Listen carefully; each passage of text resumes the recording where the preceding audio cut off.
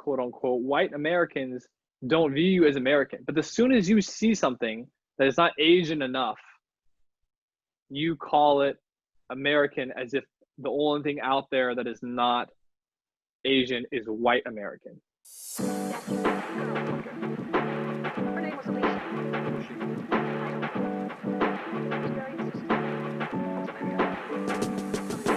Hey everyone, welcome back to the SituAsian Room, a journey into Asian America. We dive deep into the issues in the Asian American community, from questions like, where are you really from? And representation, to sharing our own food and experiences. My name is Emilie Villaverde. And I'm Zach. And on this episode, we invite Justin Ching into the SituAsian Room to discuss many different things, but mostly Hollywood and storytelling. So stay tuned, because this is an awesome interview. I had a lot of fun recording it. It was so much fun. Yes, this is going to be a really, really good one. He talks about his production company, J School, and its mission of empowering underrepresented people to tell their own stories. And that's something he's very adamant about, and he uses a Jay-Z quote, which we'll play later. And he makes the case of why diversity in leadership is really important. And I think that's a very, very important theme of this episode. Yeah, for sure. Justin also talks about the collision of Hollywood and politics with the way we tell our stories. And he also talks about finding your voice and the importance of having mentors throughout your journey. And I personally love this part of the interview because the way that Justin shares his story of finding his voice and the mentors that have shaped him to who he is today and everything that he's doing was just an incredible conversation, and I'm really excited for you guys to hear this topic interview. So definitely stay tuned. But first, Zach, let's talk current events. Yeah, let's do it. Lots happened since our absence, and one of the big things is the release of Disney's live-action Mulan, which has been very controversial.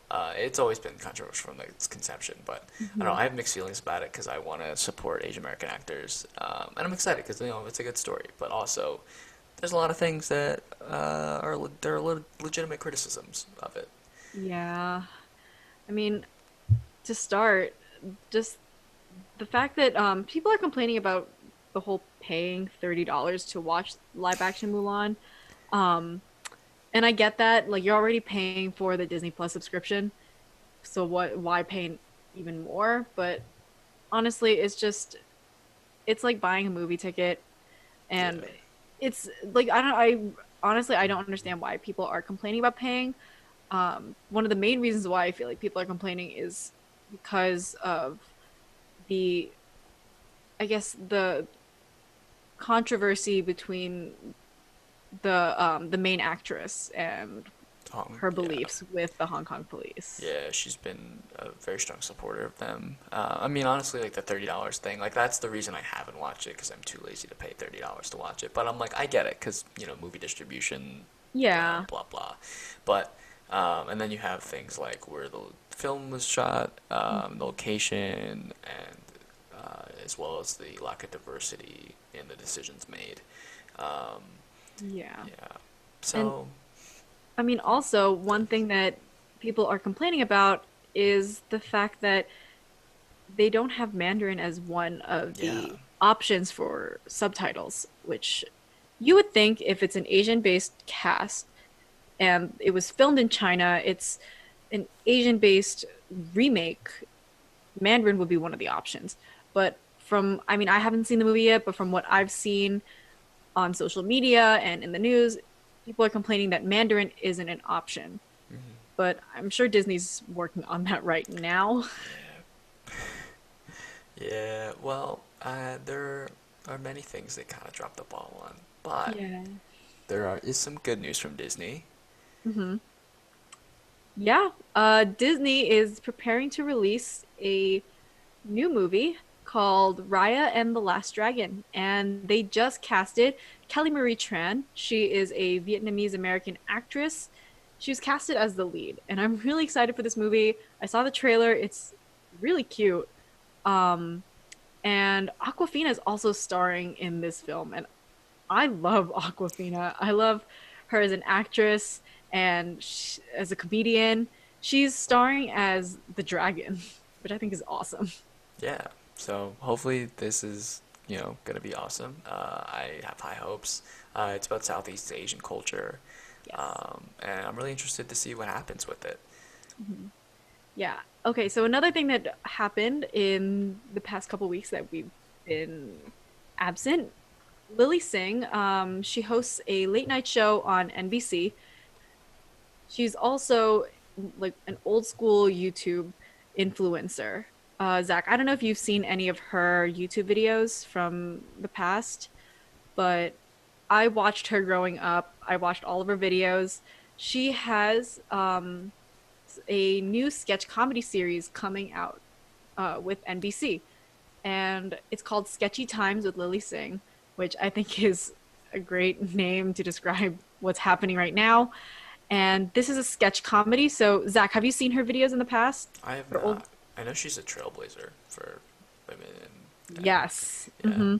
She's incredible. But her old school YouTube videos are sketch comedies where she plays herself and the other characters. So she also plays a lot of her old videos, she plays both her mom and her dad. And she's bringing that back to NBC. And that's pretty much what this comedy series is going to be. So she's going to be starring as herself and all the different characters. And I'm really excited because, like I said, I grew up listening to or watching Lily Singh's videos on YouTube. So the fact that she's bringing something like that back and making it even bigger, I'm really excited for it. Yeah, I'll have to look out for it. Another thing that happened is there's a new campaign, Stand Up for API Youth. It's a project by Know Your Classmates in partnership with Beyond Differences and Community Youth Center. It's basically an anti-bullying campaign because API children are being treated like they have the plague. Age groups are all from elementary to high school are being affected, and these can be like bullying, physical assault, trauma, and a lot of it's from both the pandemic and the political rhetoric against people of Asian descent. Yeah, so hopefully this campaign takes off well. I'm really excited to see where it goes. Yeah. Yeah, on a related topic though, you may remember the elderly woman in New York City who was set on fire. Um, she was Chinese American, and China Mac, who's a rapper, they staged a big demonstration in New York to support her. And actually, they started the hashtag They Can't Burn Us All rally, and it's going to LA and San Francisco, or has been to LA and San Francisco. Yeah, it looked like it was a massive success. There's a lot of turnout, masks, of course, but yeah, I think it's great that they're organizing against xenophobia, racism, and hate crimes. Definitely. And it's just a way for people to really just take a stand. And for those that don't really know about what's going on, this is a great way for people to learn more about what's happening in the world around us. So I Yeah, think that I hope, I'm really glad that they're doing things like this and they're starting to, use their voice and take a stand. yeah, me too. But coming up next is our interview with Justin Ching, and we're so excited to share it with you.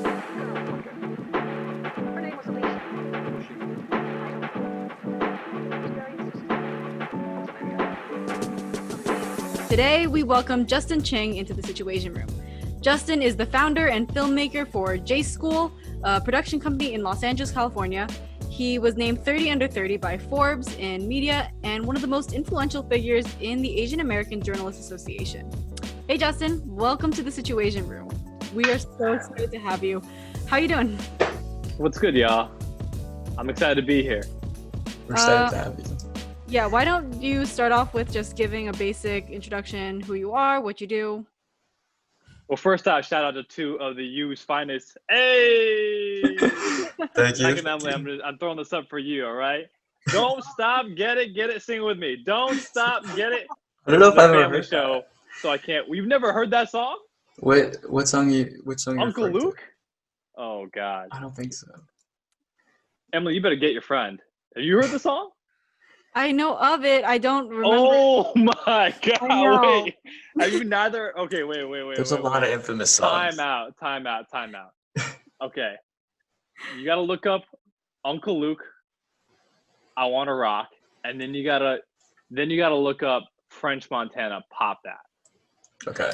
French Montana Pop That uses the instrumental from Uncle Luke, but it is like the Miami song. And back in the day, there's a lot of controversy around this. There's actually 2 documentaries, the U and the U Volume 2. They're ESPN 30 for 30s about the college football program and like the improper benefits and boosting. Mm-hmm. Uncle Luke was this rapper from back in the early 90s who was basically like the king of all Miami boosters, and he's to this day like a local legend.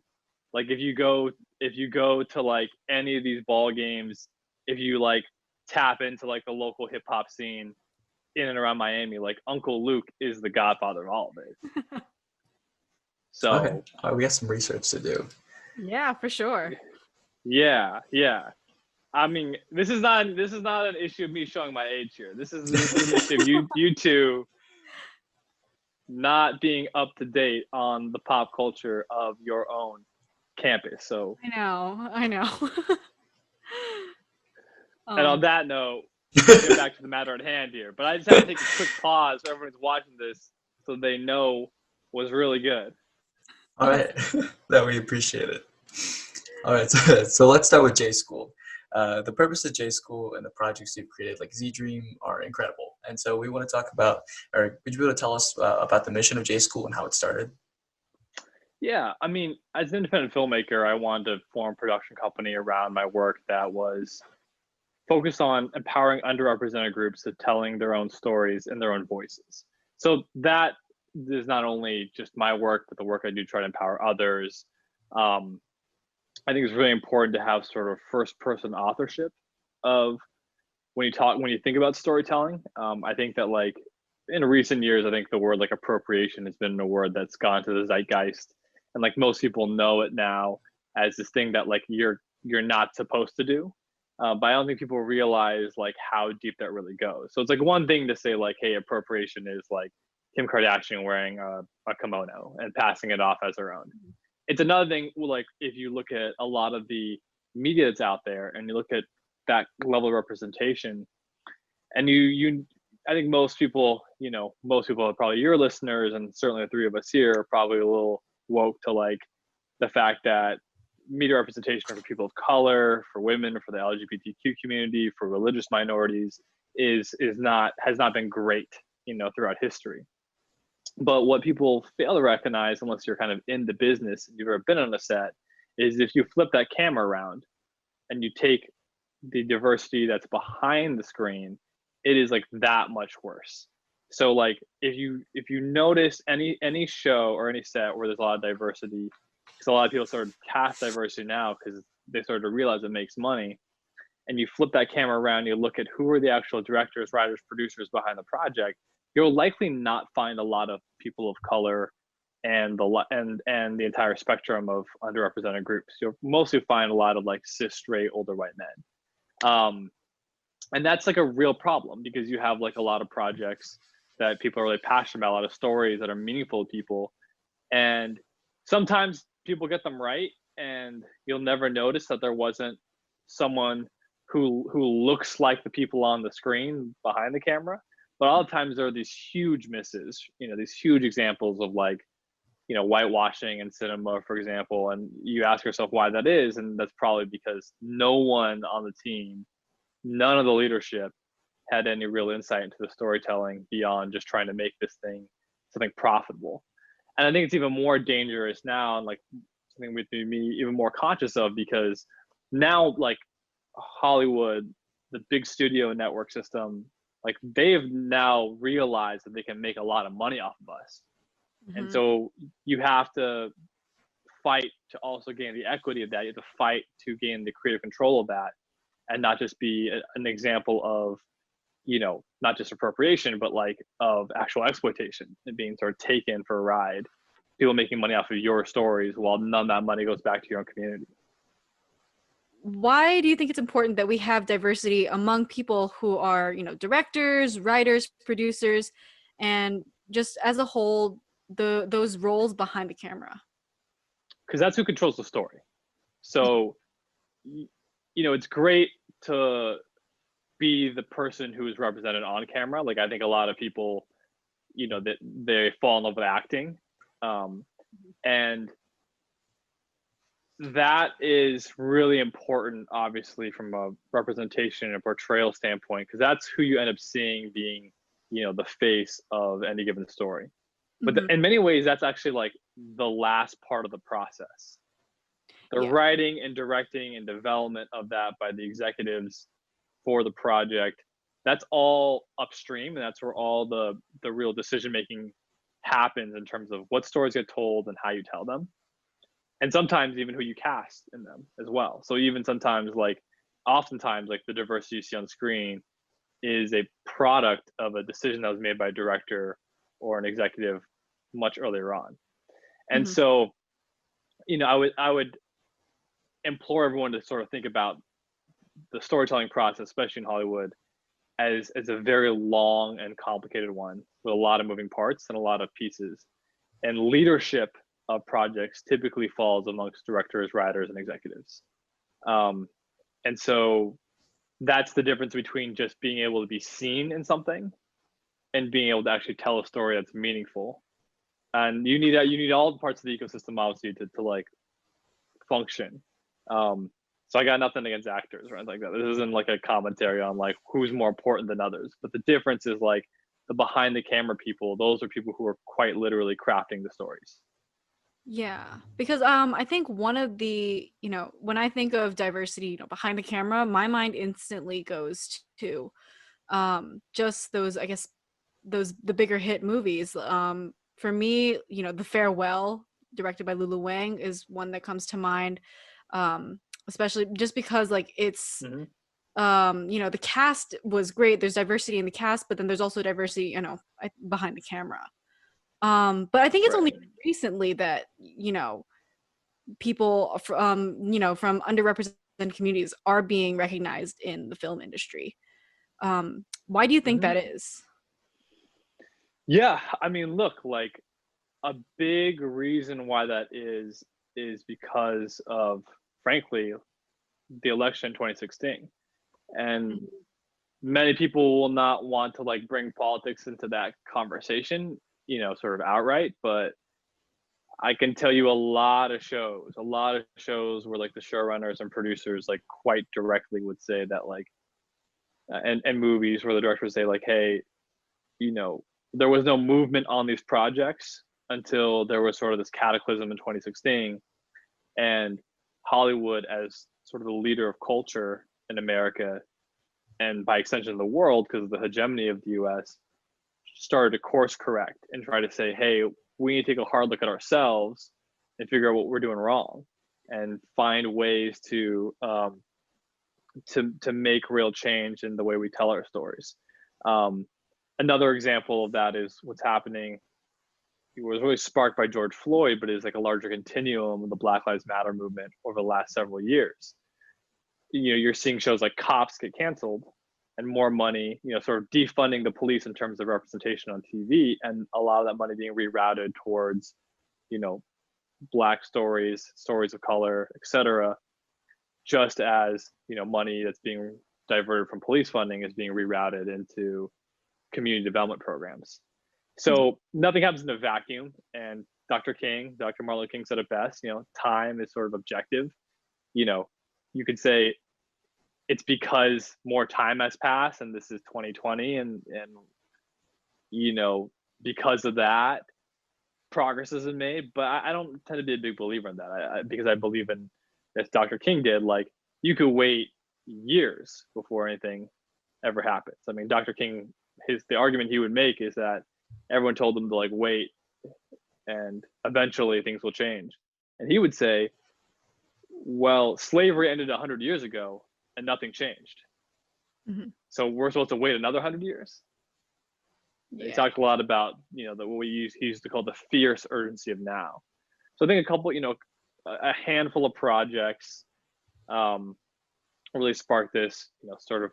The Farewell is definitely a punctuation mark on that. A little bit of a brag here, by the way. Lulu and I have the same agent, so I was like very excited about that project, like super early on, and I've had I would not pretend to be her friend at all. Like we're not cool like that. She's yeah, I wish I was, but you know, we've like met before, and she's like nothing but the sweetest person in the world. But look, like R.I.P. man, Chadwick Boseman, Black Panther, like that opened the floodgates as much as anything did. Yeah. Truly. And that's why, God, I mean, when he passed away this weekend, I mean, my phone was just like blowing up with this, and to so many people within and outside of the Black community and beyond, he was a symbol, you know? I mean, very rarely do you see someone pass away in the prime of their career. Like every generation, there seems to be someone who passes away in the prime of their career and becomes a little bit of a martyr because of it. And Chad was that dude, you know? Like he played a lot of iconic roles in beyond Black Panther. He played James Brown, played Thurgood Marshall, Jackie Robinson. So he was as much a symbol as anybody could be, and to a lot of people, you know, that would hurt. And I don't even really get choked up over a celebrity death. Like I think I'm wearing a Prince shirt right now. Like when Prince died, like that hit me hard, but I didn't like get emotional about it in the same way. Like I was like fighting back tears when I was reading about Chad, and I don't get that way about celebrity news. Yeah, it's definitely, you know, that's definitely something that I think took everyone by shock, especially because, you know, he was in the prime of his career. Like he was, and the fact that he did all of that while, you know, he was battling cancer, all those movies he created. So he's just a legendary figure. I like what you said about, you know, when we heard the news that Chadwick Boseman passed away, that like opened up the floodgates, like you said. So one thing that I've heard you talk about before is, you know, as Asian Americans, we learn from Black and Latinx filmmakers and their own strategies. And I think I think it's really important to learn from, you know, other communities in order to grow. Yeah. Why do you think it's important to learn from them? And, you know, what kind of strategies have they used to really assert their place in the film industry? Yeah, look, it's important to point out here that it's great to be inspired by those communities, but also not conflate things, right? Our community is different than their community. And at the same time, you know, probably no one in my friend group has heard more than me beating on the drum of like trying to channel inspiration from those communities, because to get to your question, you know, first of all, they've had a head start. Like the long history of, let's just take the Black community, you know, let's just focus right now on like the Black community in America. They've been in America longer. And also, as slaves, one of the few things they could do for recreation was storytelling. Oral tradition that was passed down from the griots of West Africa to maintain some semblance of their heritage after they were taken. And music, which explains a lot of why the Black community has been successful in music for so long, even when they couldn't even play in places. You know, you had Black artists who would play in fancy country clubs and in the White House when Black people, on average, right, the ordinary Black person could not even go into those places because of segregation, because they were just that good at the music. They were just that good at the storytelling. For hundreds of years, it was the only thing they were allowed to do. They woke up, they worked to the bone, they were allowed church, they were allowed marriage, and they were allowed entertainment amongst themselves. And that was it. And so there's a longer tradition, I think, that people realize. And I think maybe in recent months, because slavery has been has been re-brought up as an issue that is not that long ago, that it's still just a generation and a half ago. That we start to, I think the world is starting to fully understand what the legacy of that is in modern day. And I think that's really important to see, okay, they have had all this time to grapple with identity, to grapple with and refine their art. And it was the only thing they were allowed to do to succeed in, basically. And then it became sports, right? Whereas in our community, as an API community, most of the way that we came over to this country and the way we found success was through academics, was through jobs. That just matches the immigration patterns. My family actually did not necessarily come over that way. And there's a lot of folks, like a lot of Japanese who are pre-World War II, a lot of Filipinos who were, colonized. There's a lot of Vietnamese who were refugees. There's a lot of exceptions to that norm. But if you look at, by and large, most Asian Americans, whether that be East Asian or South Asian or Southeast Asian, who came to the US, a lot of them came over with some kind of social capital, with some kind of education and privilege, and were allowed to find other ways to succeed other than just singing and dancing and playing sports. Okay. So now you fast forward all these years later, and you talk to a lot of people that I talk to in the Asian American community, a lot of the old heads, and they're like, now we get it. Now we understand that media representation is important, storytelling is important, because no matter how much money you have, if people's perception of you is still one way, they're always just going to think you're an alien. They're always just going to think that you don't belong. You have to have the storytelling to match your money. Mm-hmm. And so we're actually, and that's what I'm saying, you have to draw inspiration for these other communities, but you also have to know where they're not the same and not conflate them. The Black community has been trying to build generational wealth since slavery. They have all the storytelling. They actually don't have the resources to always back that up. We are the reverse problem. We actually have oftentimes resources, we don't have the storytelling to make sense of it. And so I think that's extremely, extremely important. And a lot of what I'm saying, if you end up cutting all this up, because I'm going on and on here, is boiled down to a Jay-Z quote that I love. This is a Jay-Z quote that came out when Jay-Z was in his prime, peak Jay, he dropped the Blueprint in 2001. And ironically, 2001 on 9/11, he dropped the Blueprint. And the Blueprint was supposed to literally be the schematic for not just the hip hop community, but Black folk in general. Because for generations, Black people, specifically Black artists, had been exploited, had been took by the industry. Mama Cass Elliot wrote Elvis's hits, but Elvis got all the credit because they literally stole those songs from Mama Cass Elliot and never gave her credit until she was dead and gone, until he was dead and gone. And years later, within our lifetimes, people started to realize that all this shit happened. So Jay, again, not just being a performer, but being a writer, and also as a executive, right?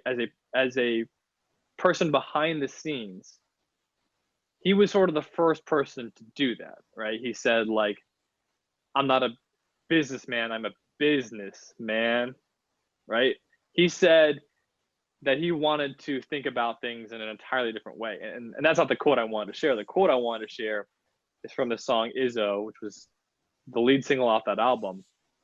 I'll never forget this. He says, I do this for the culture, to let them know what a brother looks like when a brother's in a roaster.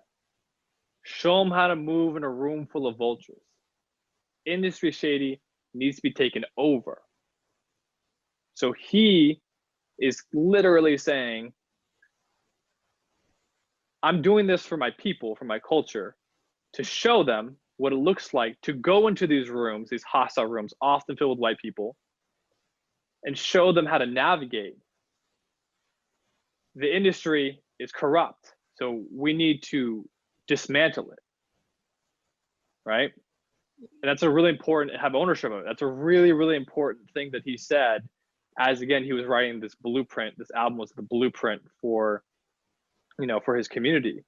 And I think it's really important because oftentimes I think as Asian Americans, we don't necessarily think about things in those revolutionary ways. We think about things about how to sort of like succeed within a system as opposed to necessarily like taking that system by storm. A lot of that's wrapped up in model minority stereotypes and things like that, which we could talk about. But I think it's so great that Jay said that. The other thing he says later on that song is he says, y'all acting like I told you to sell drugs. No, Hove did that. So hopefully you won't have to go through that. Because he raps about drug dealing, and his nickname was Hove, and he wanted to set the record straight. He's like, I blazed a trail, but also I was the sheep to the slaughter, right? I sacrificed as the people did before me.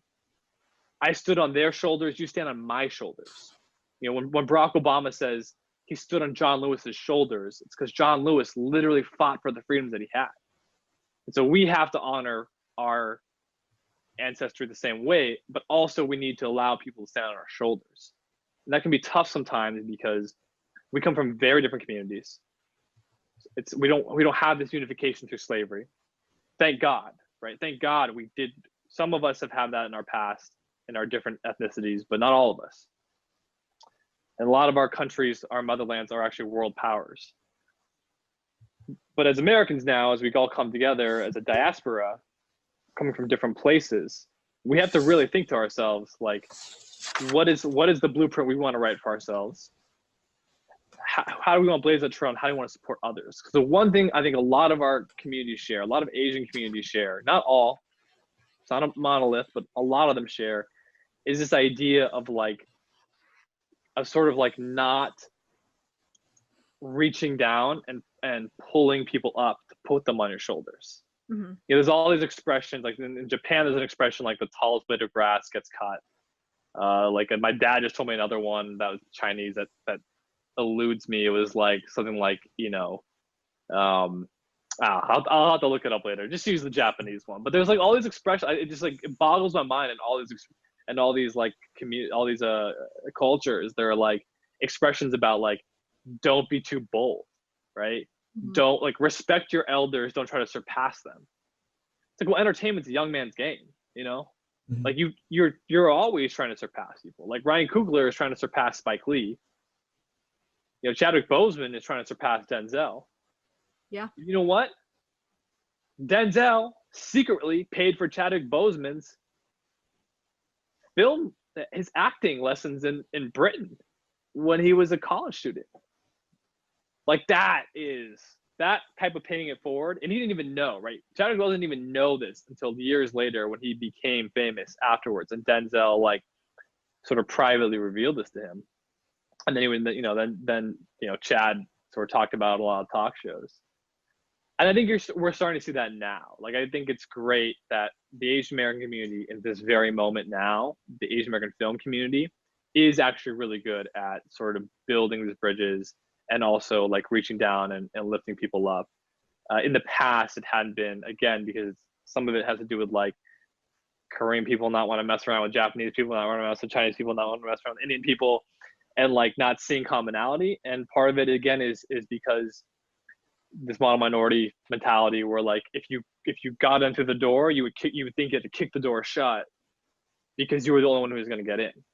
Like, you were the exception, not the norm. And so you didn't want to bring anyone else in who could be a threat. I think it's getting a lot better now. Oh, I love that. Those are great thoughts. And actually, we're short story long. Yes. And we're gonna actually take a short break right now.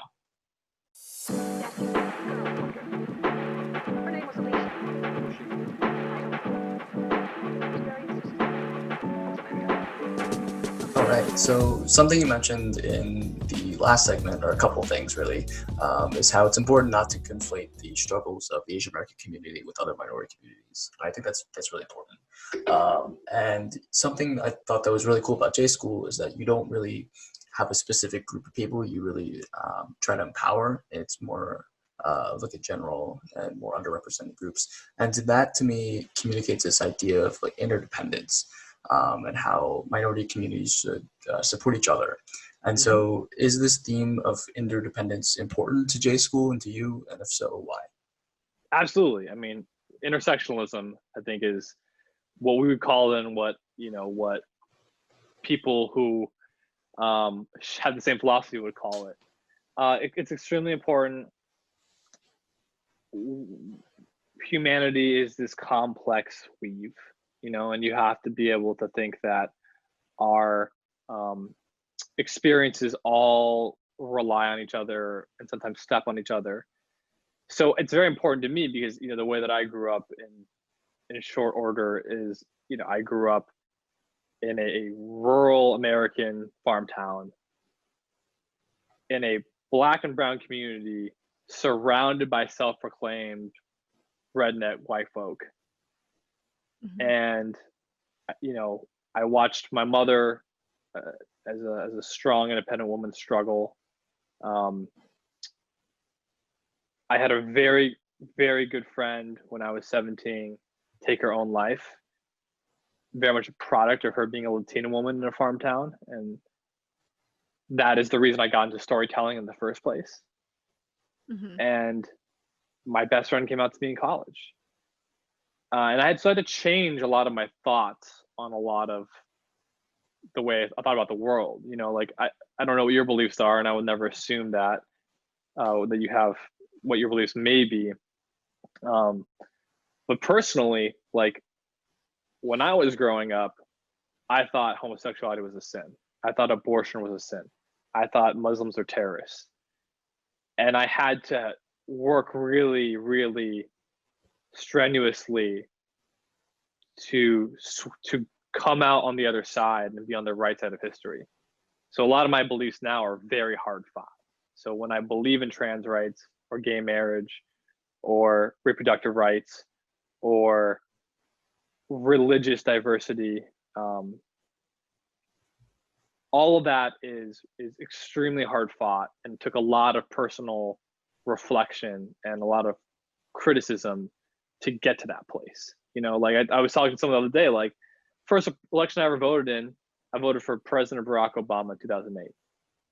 2 years before that, I had a George Bush sticker on my car. So like, again, these beliefs took time, like these beliefs took effort. And that's why when I started my company and when I think about the stories I want to tell, it's not just about narrowing down to this one thing. So I don't think there are other filmmakers who do this, and they need to do this, especially for the Asian American community, where our stories just have not been told, right? Many of our stories have not been told. So the story of, a young Asian American woman who is studying to get into Harvard and the struggles of that still needs to be told, okay? The story of like a young Asian American man who, falls in love with martial arts and that is his only outlet, that story needs to be told. But the stories that are that have a little bit of a wider, what we call in film business, a little more of a wider iris and think about these things in a little more interconnected way, like those are the things that I really love the most. Yeah, I love that answer. And, on the topic of, those stories that still need to be told, one of the really incredible things about J School is that you empower people to, tell their own stories. And to tell these stories, that means, finding your own voice. So I guess a question that Zach and I have for you, Justin, is how did you find your voice, and where did this journey, really, really start? Yeah, well, look, I have the benefit of being in a performing arts group in college and got to workshop that voice quite a bit. So you all are in such an ideal place to be for this because you have a hometown crowd. If you play to an audience, whether that be in IRL or on Zoom these days, like you all, even through this podcast, right? I'm sure there's going to be haters out there, but like you all get to like workshop this amongst people who are mostly supporting you and want to see you succeed. Okay. You go into the belly room of the Comedy Store. Oh God, you are going to be lucky if you don't get booed off that stage, because everywhere else most people in the crowd want to see you fail. Mm-hmm. Because you know what? They want to be on that stage. Yeah. They think they could do better. And some of them can, but they never will because they're fearful. And when I say this, I don't mean like just the average fans. Like most of when you get into the professional world and you go do these things, a lot of people in the audience are also content creators themselves. Mm-hmm. So they're going to come at you with a shade that it comes from a very different place than when you're y'all's age. And don't get me wrong, game's changed a little bit now. Like, you know, y'all can build a big following on TikTok and YouTube, etc., and be insta famous while you're still growing. And I get all that. That's very important. I also know a lot of that because I worked at the Walt Disney Company, so we had very young stars. But it's still a little bit different than when you're growing in the adult world, and like it just starts to become a little bit more of a rat race. Yeah, and when you're as you're growing, for people to really grow and develop as individuals, Yeah. we often try and look for mentors to guide us and hold the door open. Yeah. Someone that you've before is Tim McNeil. So we're curious, and I'm sure all of our viewers are also curious. Who is Tim McNeil, and how has he impacted you? Yeah, I mean, look, Tim is an incredible human being. He runs diversity programming fellowships for the Walt Disney Company. I met him while he was on a college tour and came to my campus at a time when I didn't think entertainment was like a real career path. And dude just like got up there, said some cool things, and I was like, I want to do that. And I walked up to him afterwards and like gave him my elevator pitch, and whatever I said must have worked because him and another great Disney executive, Rich Ross, got me my first jobs. Wow. And when I arrived at the Disney lot, I walked into his office and we had a conversation. He wasn't my boss. He didn't have anything to do with my department. He just wanted to believe in me. And he's still someone I call a friend to this day, him and Rich. I talked to both of them during quarantine. In fact, I was over at Rich's house, which, during this time period, you think like people have to you must have enormous trust with the human being to go see them in person like that at your house. So the fact that he has that trust in me, I think speaks volumes to our relationship. And it also speaks volumes again to, it's really important, it speaks volumes to finding mentorship, not even necessarily within your own community. Like I really implore you all to try to find that mentorship within your community because it's something that I didn't have. Remember when I entered the industry, this is pre all these movies that we're talking about. Okay, this is pre-streaming. So there's anything that went on the air, anything that got greenlit, extremely scarce. We're only talking about a handful of shows overall. Mm-hmm. So I didn't really have, there weren't Asians out there like that. Sung Kang from Z Dream and Fast and the Furious, the only Asian dude up to that point in my career who had ever really invested in me. And so you have to be open to mentorship, again, intersectionally outside of your own community. Like a Black and Jewish gay man, these Black and Jewish gay men are the ones who gave me my shot, knowing that I was neither Black nor Jewish nor gay, right? And so that's really important to be able to like see that. Ryan Murphy, who's a superstar creator of all these shows, look him up if you don't know him. He says like, you don't choose your mentor chooses you. Mm-hmm. Yeah, I definitely believe in that. So if someone chooses you, don't reject it, right? Just because that doesn't seem like the ideal person, right? Mm-hmm. Remember when I met these people, I was just 3 to 4 years away from being a Bible thumping, conservative type who would have seen both of their lifestyle choices as egregious, Yeah. So to accept help from them years later, again, it took time for me to wrap my head around that. But it was the greatest gift I ever got. Yeah. Why do you think it's important to, I know you already said, why, it's important, why you found it important to have mentors, just through your career. But why do you think just having mentors overall, like, throughout life is important? Because again, you need to stand on people's shoulders. If you do it by yourself and you try to sort of build everything from scratch, you are cutting yourself off from a generational knowledge and experience. Mm-hmm. It's also really important to be able to turn to a mentor to help you understand the series of existential crises you will have as an artist or a person in entertainment, which you will feel on a regular basis. That's just inherent to being an artist, and so being able to look up to someone like that is really important. Sun Kang, one of the best pieces of advice he gave me really early on is like, you got to find your way to stay sane. And he does it by not hanging out with anyone from Hollywood. Like, none of his friends are LA Hollywood types. Because you find a lot of people who will lose their mental health because they're so wrapped up in Mm-hmm. the Hollywood of it all. And it can get really ugly really fast. And that's his advice that he took, and his advice that he gave to me, and advice that I appreciated.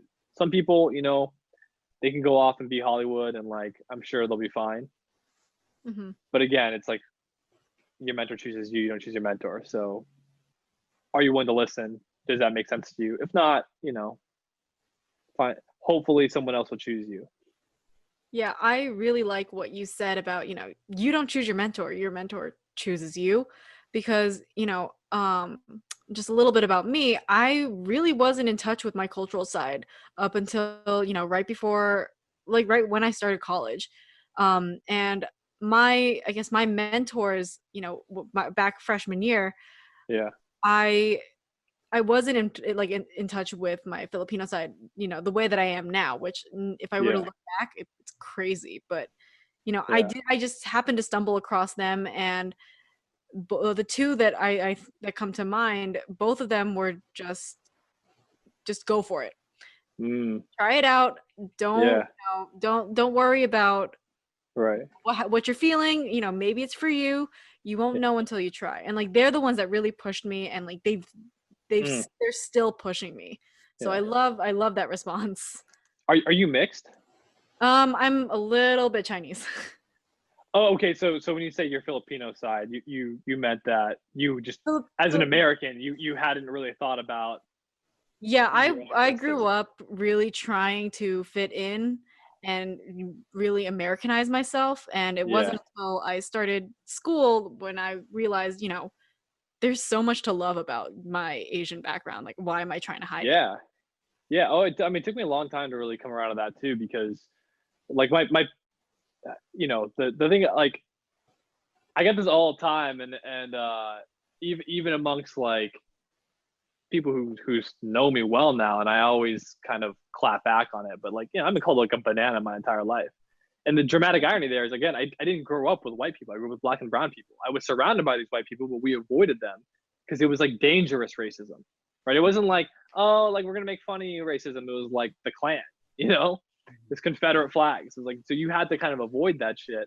So like, I take a special offense to that, because it's like, to call me as someone who's trying to be white, which was something that I ran from a Mm-hmm. lot growing up, it's so like dastardly to call someone that, when they grew up. I think, again, because I have very American cues, people just assume that like it has to be white and it can't be black or brown.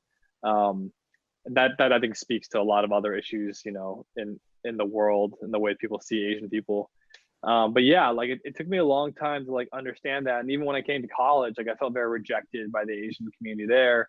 Um, Throughout my life now, even, it's very hard for me to like sometimes navigate these Asian circles, because um, both like both like culturally and a little bit physically, people don't necessarily read me as Asian. The way I always put it is like, non-Asian people will obviously read me as Asian, but other Asian people don't know how to place me. They can't say like, oh, I'm Chinese, I'm Korean, I'm Filipino, I'm any of these things. It's like a game that we always play, you know. What is Justin? You know, like people always play this game and then I'll like walk into the group and realize that they're playing the game. Funny story, not making this up at all. Like Mulan premiere, the Mulan premiere was the last thing I did before COVID hit. So I'm at this premiere and I am surrounded, right, by like Asian Camelot. And I walk into a group of people who I know, one of which is a producer I really love, who will remain nameless because she would be ashamed to hear me put her on blast like this. And I could tell that they were like talking about me, and I happened to eavesdrop. Like she didn't realize I joined the group, and she was having a debate with people about whether I wore color contact lens and I permed my hair. Oh, wow. And she was making the argument that I did. And I was like, come on. Like, I was like, how often do you have these conversations? Have you been debating people? And she was like, well, you know, I was talking to this person the other day. And I was like, you were not talking to that person. Why would you debate this with this person? I'm going to send that person an email right now to set the record straight. I was like, damn, bro, you've been thinking for the last 4 years since I've known you, I just been walking around this world like a pop star, like a K-pop star, like thinking that I've been getting up every morning, putting on perms and color contact lenses. Like, this is just my blood. Right? But because Asian people just can't have a hard time placing me. And so that's a long-winded way of saying, like, yeah, it's still a constant struggle to this day for me. And so I check people where I can. I'm hopefully proving that like my Asian American history is like on fleek. It's not like I don't know this shit, you know. So I've done the homework, you know. Mm-hmm. And you know, sometimes you can't change the way people see you. You can only try to enlighten them. I like that. Something you mentioned is, you know, people referring to you as a banana, and you know, Emilie and I both grew up in like white suburbs, and so the thing I find always problematic is people conflate like normal and like American with white, and you know, they can't accept that like anything else, like other people can exist, you know, and it doesn't have to be like a white thing. Right. Well, and look, and here's what's so backwards about that, y'all. We're gonna go deep here. Because when most people say, like a lot of Asian people will say that. Can I curse? Yeah, you've already done it. So we've had other people do it. All right. So here's the thing. A lot of people say that shit, right? A lot of people will say that shit. And a lot of Asian people, Asian Americans, they will be so upset if someone says something is American and they mean white. They will be so upset if people deny them their Americanness if they are Asian American, you know? Mm-hmm. If they walk into a room and they say, well, there's an Asian guy and there's an American guy, and that Asian person will be like, well, I'm American too. Mm-hmm. Yeah. But I don't think a lot of those people are self-aware that they also perpetuate that. A lot of Asian people also perpetuate this idea that Asianness and Americanness are different, and that Americanness can only be white. So when you go, you know, I was dating someone recently, and when we went to go out for dessert, I suggested this very LA thing that I knew she was going to make fun of, which is vegan coconut rice pudding. And y'all can laugh your asses off at that because that's an LA thing. It sounds good. But the way she interpreted it, though, was that it was a very American thing. And I said, what does that mean? She's like, well, it's a very white thing. I'm like, okay. If you look up the history of vegan coconut pudding, yes, the vegan part, sure, very American, very white. Rice pudding is a Middle Eastern, Central Asian dessert. It stems from like the Berbers from Morocco who traveled throughout Europe, Central Asia, where Europe and Asia meet, and brought it to Spain, but the southern part of Spain, which is very much African influenced. Mm-hmm. Now, I called her out on this. I was like, look, like, you are always saying how Americans, quote unquote, white Americans don't view you as American. But as soon as you see something that is not Asian enough, you call it American, as if the only thing out there that is not Asian is white American. You know? And so, like, it's really interesting to kind of, no one will ever say it. Like, I very rarely hear Asian people say, oh, that's so American, but they mean like a black thing. It's like, but like black Americans are some of the most unimpeachable Americans out there, because like they were literally taken and brought here as slaves. Like, how could they not be American? Yeah. You know? So you never hear Asians say, oh, basketball, that's so American, right? Because they think that basketball is very black. Yeah. Right? They probably would say it's very black as opposed to like very American. But is it not American? It's extremely American. Yeah. It is. Right? So it's like, that's kind of like a duality I've noticed over the years, is like, it's so funny, you know, I don't fault anyone for it, but it's just funny when people, like, when you notice those things where like they're kind of talking out both sides of their mouth, because like they are essentially creating this vicious cycle.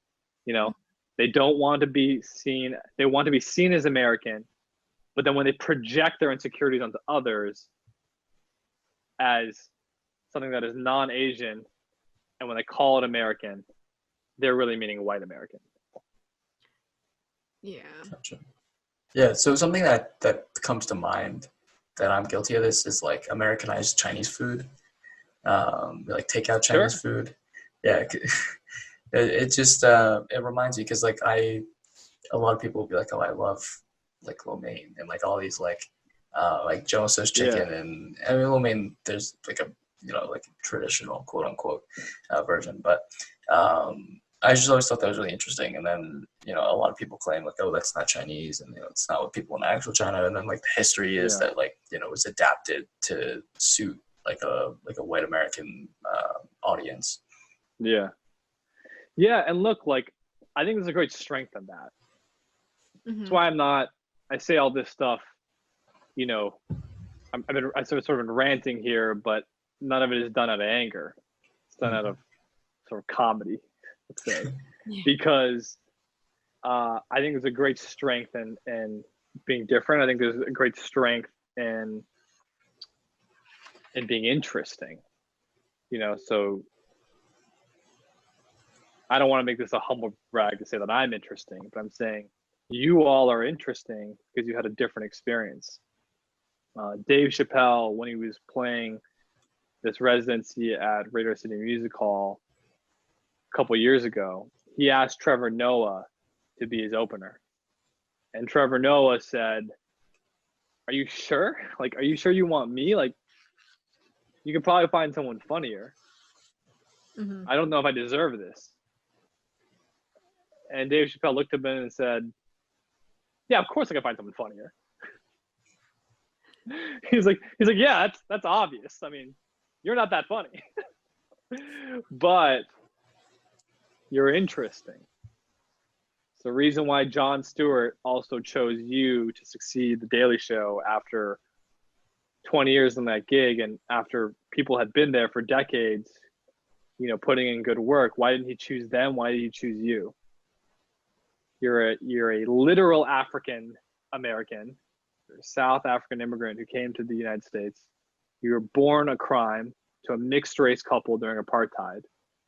You have a perspective that people don't often see, and they listen to you because of that, because you're interesting. It's better to be interesting than this to be funny.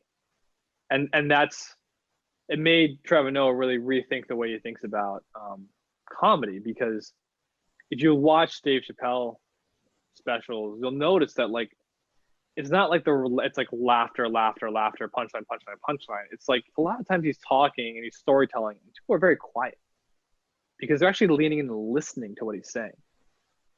And that's gives you a whole new take on silence. It gives you a whole new take on negative space.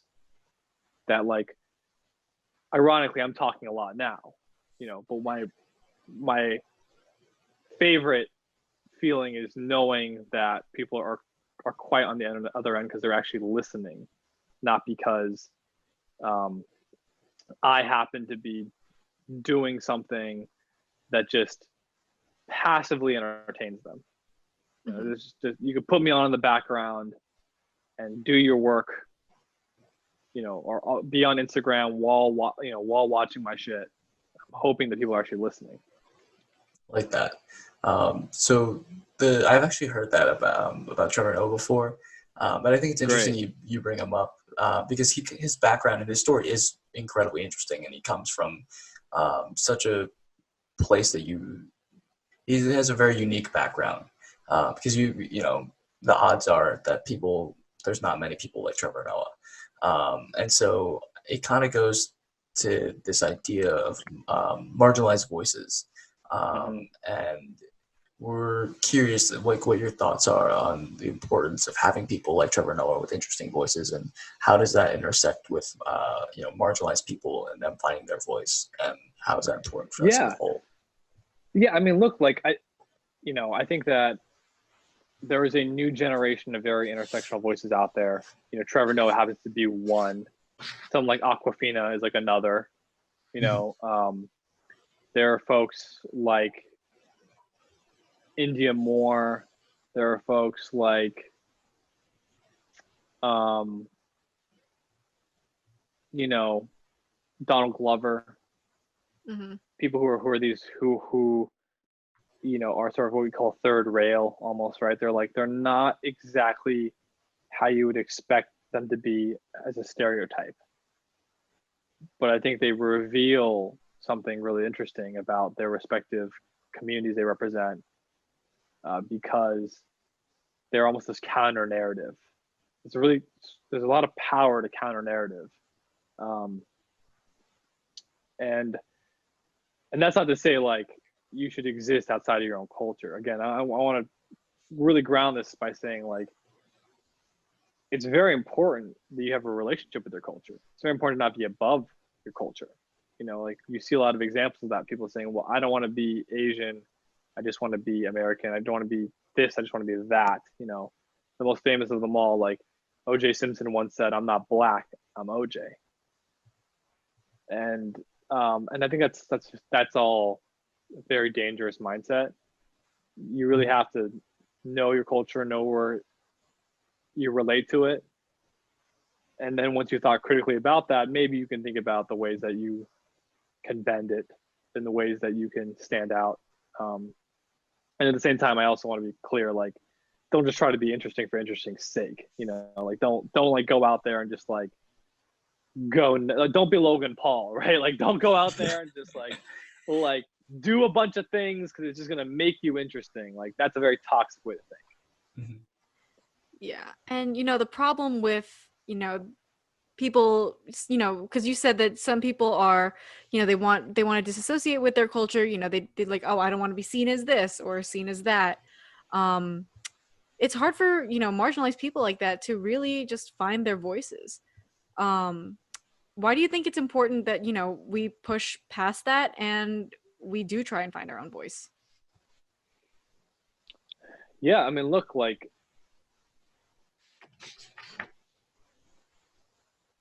the challenge with narrative is that you typically follow things that have been told before.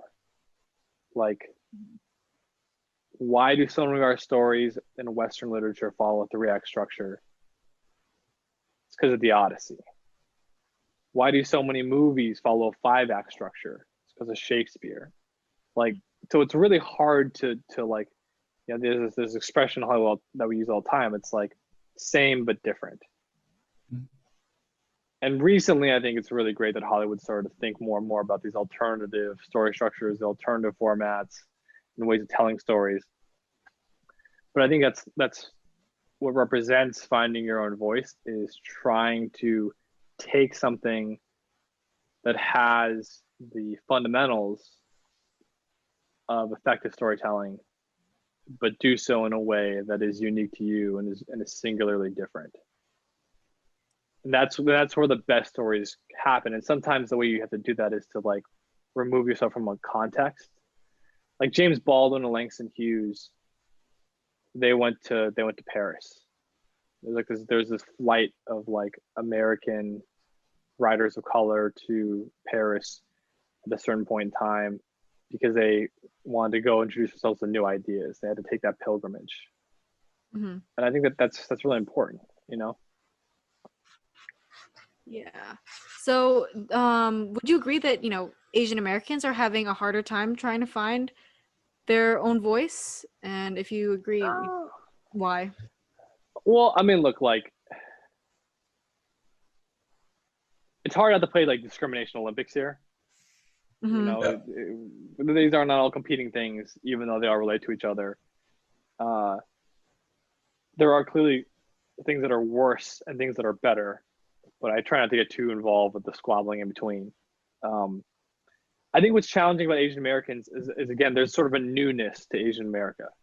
Mm-hmm. There's some very old remnants of it. There's people who can trace themselves back to the railroad, to migrant workers who came to the Mississippi at the turn of the century, Japanese farmers, pre-World War II, all of it, right? That there's a Punjabi community that was very, very active in Northern California. But by and large, most of our people who came here in the 20th century. And so because we came here in the 20th century, you know, we've had a lot of modern negotiation with what it means to be both Asian and American. Mm-hmm. And because there is sort of this hustle of the model minority myth, there's this hustle that we're like the good people of color, and therefore we got to follow certain rules to like impress the white man. Like that's, you know, all of that is put us in a little bit sometimes of a stifled mindset to be open to these newer ideas and to really push ourselves to become the best storytellers. Mm-hmm. And like I said, I think Asian America and Asian Hollywood is really coming of age. Like I think that you see a lot of great art, not just in movies, but also in animation and video games and illustration and music. I think you're seeing a lot of really great art coming out of the Asian community. But I think the most important thing now is just to not give up on your dreams. Yeah. Because what's happens, and this is both, again, a product of the model minority myth, but also a product of sort of immigrant values, is you're sort of pushed into these practical jobs. I do not do a practical job. I do a job with a lot of risk, okay? And by no means should you put your family's well-being in jeopardy. But if you are able to take the risks and go off and follow your dreams, you should do that. A lot of what we talked about here today is like negotiations around that central question of like, do I follow my dreams or do I do something practical? And I'm hoping that more and more people will decide to follow their dreams. Because otherwise, you know, we will not have like the base, will not have like the talent pool to really succeed at that next level. Mm-hmm. You know, and this returns back to that, you know, that whole framework I laid out about like a lot of people in the Black community, a lot of people in the Latino community as well, for other reasons. Performing arts is one of the few options that is viable. And it is a complete long shot. But it's still easier somehow to do that than to go to college. Which is so sad to say. For us, it's flipped. We're sending a lot of kids to college, but not a lot of people are going into the performing arts because they can afford not to. And so they give up on their dreams very early. Yeah. So, okay, let me change that question, I guess, reword it. Rather than Asian Americans having a harder time, do you think we're taking, more advantage of, really finding and I guess amplifying our voices now thanks to, all of our resources, so the internet and technology and all that. Yeah. Oh yeah, absolutely, absolutely. I think like your generation, like Gen Z, whatever you want to call it. Yeah, I mean, like I think that like y'all have done it better than we have, and that's how it should be. Hmm. It's more natural to you because of the platforms available. You were raised on YouTube, so you always saw stars on that platform who looked like you. You had a democratization of the space. You had to get past the gatekeepers, like those that came before. You could just post your story straight up online, and if they succeed, they succeed. So 100%, I think that there's more of an exercise of that muscle of developing that voice for young APAs today. And I think it's amazing. I agree. Awesome. So we actually want to talk about one of your films, Z Dream, where you follow Sung Kang, most known for the Fast and Furious franchise, and his team with Kenji Sumino. And they embark on a journey to rebuild a Datsun 240Z, where they take it to SEMA, and Sung Kang refers to that Datsun as the ultimate underdog story. And so there's something about underdog stories that people love. It makes us feel like we can do anything seeing someone who comes from, whether that's an ordinary or disadvantaged background, and watching them rise. And in a sense, it can relate to the American dream too. And so you described where you grew up as like an unremarkable place before, and now you're killing it. And so we want to know, like, does the underdog story resonate with your personal journey? And do you think that many other Asian Americans and other minority groups can resonate with that underdog story as well? Yeah, I mean, look, like I hope someone resonates with my story. I hope someone resonates with that project, because I think that project was for sure an underdog story, and that's why that car was chosen. And that happened even before I got involved with the project. They picked that car because it wasn't the flashiest car out there, and both at the time that it came out and like amongst collectors now, it is sort of this like, it has this cult following, but it's not a mainstream following Mm-hmm. because it is this underdog car. This is this underdog story. And I think the American dream, as promised, is meant to be about the climb, and that hopefully you reach the mountaintop. There's a lot of barriers to that. There's a lot of delusions about meritocracy that I think we need to like work on still as a society. But I do fundamentally believe in the American dream still. Awesome. So, okay, before we let you go, Justin, here in the SituAsian Room, every guest that comes on our show, we ask them 4 questions. So I'm going to kick it off with, what do you think it means to be AAPI? Ooh, how these are like rapid fire. That's like not a rapid fire question. That's like No, that's okay. Take your time. novel. Well, see above everything I said in this interview. Look, like I view being APIA or whatever acronym we're using now. I'll use, what is it? What did you say? API? AAPI. Asian AAPI, American okay. Pacific Islander. Pacific Islander. Okay. I view AAPI to be a diaspora community. And I think that anyone who came from indigenous roots in Asia and were spread out throughout the globe, whether that be something as obvious as like Japanese Americans or as subtle as like Maori folks in New Zealand, I consider that all to be under the umbrella. It's tough though, because one thing that is challenging about our community versus the other communities I mentioned is there isn't necessarily this unifying thing, because luckily we were never conquered until the 20th century. So like in the Black community, slavery is this uniting, colonialism beyond slavery. Let's take it up a higher level. Imperialism and colonialism was this uniting thing. Some Black folk were taken as slaves and sold, Others were colonized, and their continent was cut up like a cake and divvied up amongst England, France, Belgium, Italy, and a handful of others. Mhm. If you are Latinx, you were conquered by the Spanish. You also have a history of colonialism, and that's what unites you. Native Americans, indigenous folks in the US, same thing. You were forced from your lands.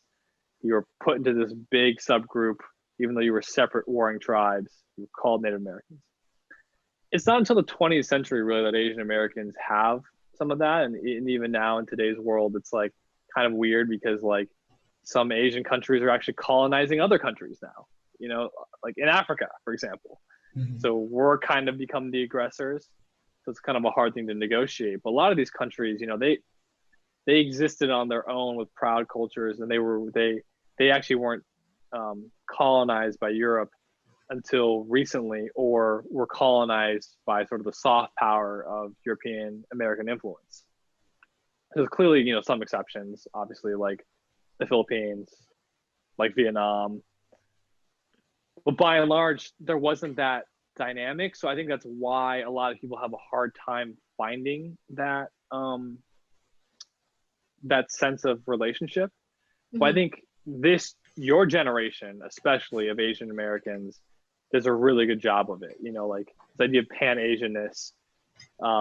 I was working with a restaurateur here in LA, and I loved how she just talked about the food that she made as like California Asian, because she's Filipina, but she loved Korean food growing up. She loved going to the 626 and like eating Chinese food. She loved just this idea that there was this community of Asians in California that were all very modern feeling, and were coming of age, and were sharing food together. And I think that's very different than like, you know, I know some like Chinese people who would call Vietnamese food like unrefined, which feels like this very fucking racist thing to say. But it's like, because Chinese people view their food to be like having all this preparation and like the banquet style and all this stuff. And it's kind of funny because the irony here is, you know, by American standards, they're kind of like out of vogue now. Like Chinese food has like lost its luster, and Vietnamese food is the most in vogue Asian food because it's the healthiest. Mm-hmm. And it fits, especially in California, it fits perfectly into the California cuisines. You can locally source all the ingredients. It's fresh. A lot of the dishes can be served cold in summertime. Like, so, you know, like I could see how parents, like older Chinese parents, have this very like problematic thought. And I'm very happy that their kids don't see that, hopefully, and their kids are us, you view ourselves to be part of something greater. I love that. And so that actually is a great segue into our next question, is also about food, because food is often, you know, a bridge between people and a wonderful way to share culture. And so we want to know, what is your favorite dish, Justin? Your Asian dish?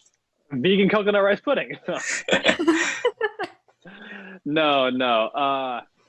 God, I mean, it's kind of hard to beat bun now, which I know I'm not pronouncing the right way, but like cold rice noodles, the fried egg roll, charbroiled pork, and all the fresh ingredients, fish sauce.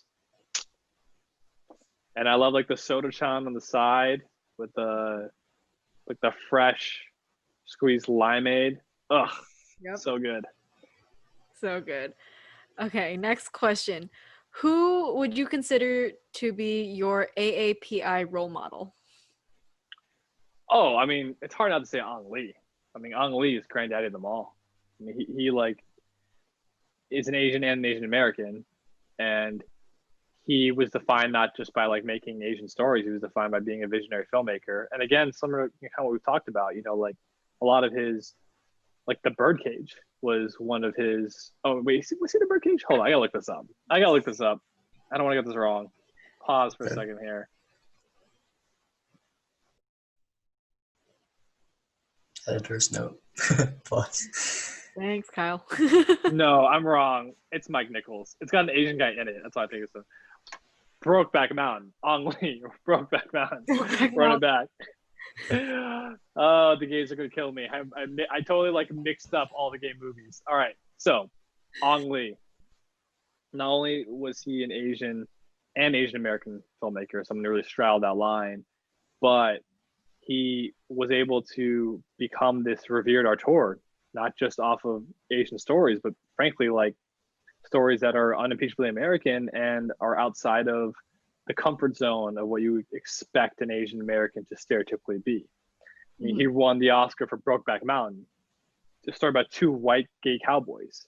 You know, you would not expect Asian guy to be really good at an LGBTQ story about white Americans in rural America, but he had that ability to dispel people's misconceptions of what he looked like and demonstrate sensibilities that went well beyond what his personal experience was.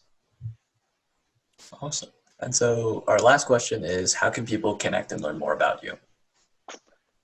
Probably the easiest way is at Justin R. Ching on Instagram or all social media platforms. And yeah. All right, awesome. Yeah, we'll have that linked in our show notes. Yes. So that is the end of our interview. Thank you again to Justin Ching for joining us in the SituAsian Room. It's been a pleasure having you. You were an amazing guest. Guys, if you are interested in anything that was said in this episode's interview, any of the resources, if you want to learn more about Justin, check out our show notes. It's going to be on our website, www.situasianroom.com. But yeah, that wraps it up. Thanks, Justin. Thank you.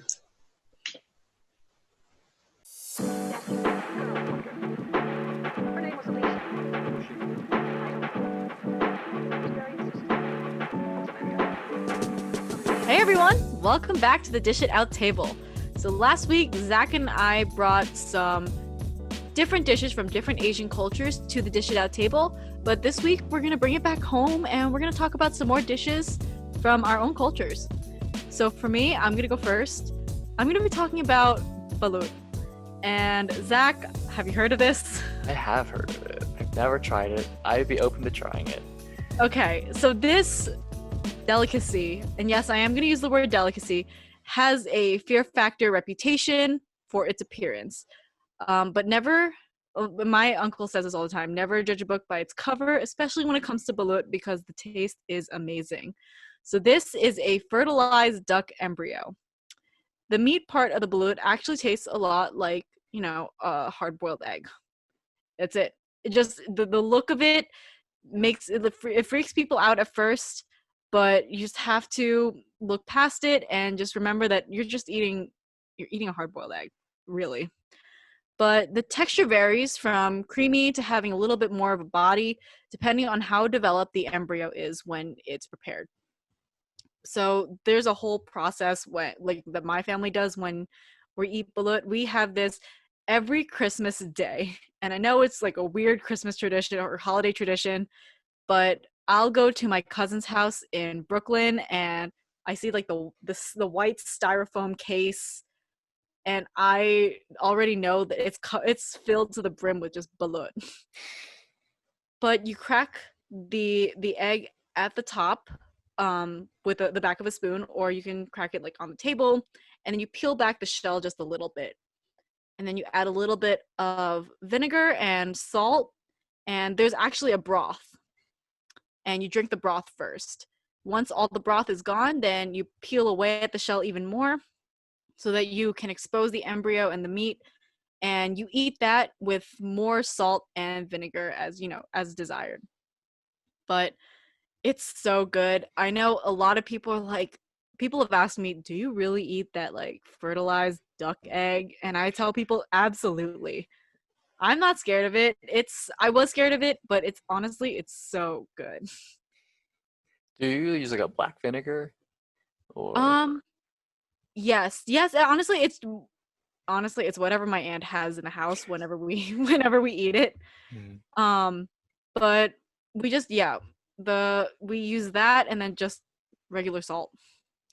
that sounds good. And it's so good. Honestly, guys, I wrote my college essay my common application essay on eating balut for the first time on Christmas, and I made it super cheesy and cliche about breaking out of my shell, but it's so I know, I know. But honestly, I know that it looks people are like, well, people will probably look up what this thing looks like after the segment. Don't be scared of it. I say that if you have the opportunity to try balut, definitely take it because it's really, really good. I'll have to try it. I'll have to try it. You said it was a duck egg, right? Yes. My dish for this dish it out is actually duck as well. And so a big Chinese thing is Peking duck. Have you ever had Peking duck? Yes, it's so good. Peking duck is because like I have a lot of people like friends and family and they're like I don't like duck. It's too gamey or something, but like or like they've never tried it, but like Peking duck is so good. It's like a good Mhm. it's not dry. Well, the way if it's prepared correctly, it's not dry, right? And then the skin is so crispy and that's like the best part. Duck skin is so good and what they actually do when preparing it is they'll take a needle with an air compressor and they'll insert it into the skin like towards the neck and they'll actually pump up the duct full of air. And what that does is it separates the fat in the skin from the meat and it allows that to crisp up better in the oven when it's roasted. The way it's eaten a lot is you get like kind of these they call them like pancakes but like the equivalent of like Chinese fajitas when I think of it as like Chinese fajitas because you Mhm. have like a stack of like pancakes and then you make it yourself. You put the duck pieces in and the Peking duck sauce which is so good. Mm. um, and you and sometimes there's like lettuce and you just eat it like a little taco. Yeah, and I know it's got like roots in northern China but like it's a very very popular Chinese dish and it's always like it's a more of a delicacy like expensive thing like some restaurants that don't do it too often because I know like when you go to Chinatown you can see the ducks like hanging in the window. Yep. Yeah. That's Yep. the best part. Yep, that's how you know it's like a good, like, authentic Chinese restaurant. But, um, like other places that are don't have like that high of a demand for it, you have to like call it in ahead of time.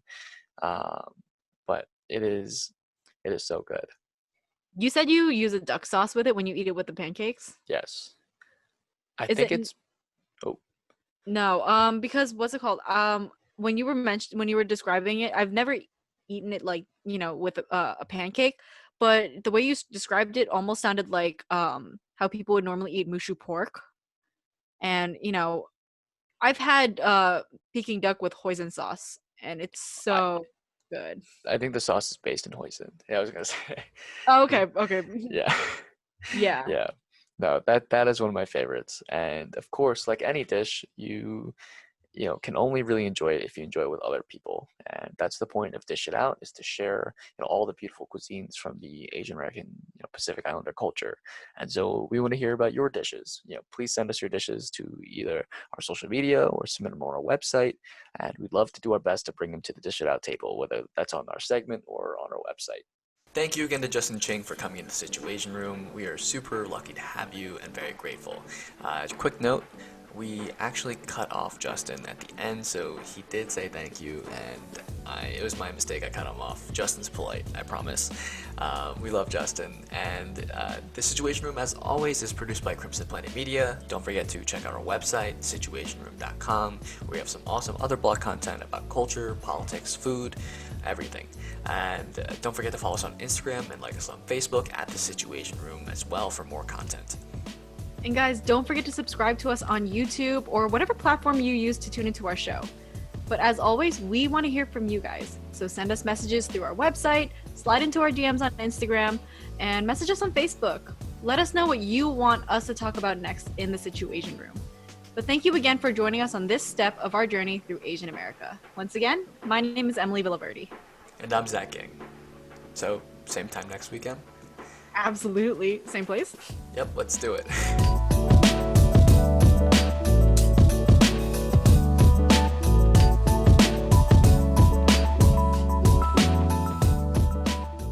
Woo!